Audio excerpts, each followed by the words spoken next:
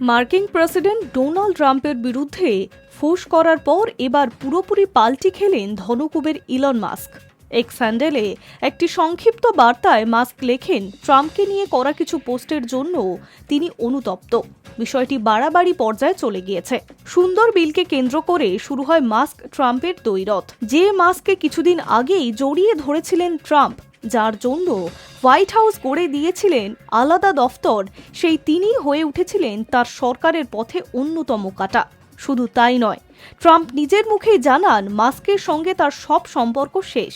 Mask থেমে থাকেননি, সুর চড়িয়েছেন তার একদা বন্ধুর বিরুদ্ধেই। তবে এবার সেই মাস্কের সুর যেন বেশ কিছুটা নরম।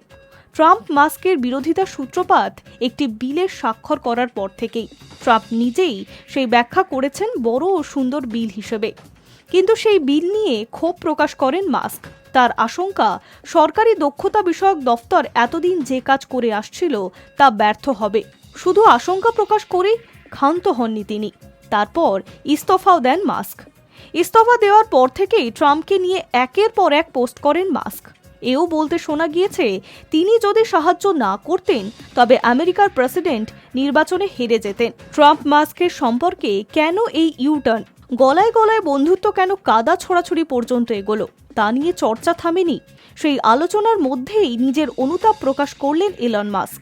অনেকে মনে করেছেন এই ঘটনা ট্রাম্প মাস্কের যুদ্ধ শেষের ইঙ্গিত হতে পারে। Hi news network.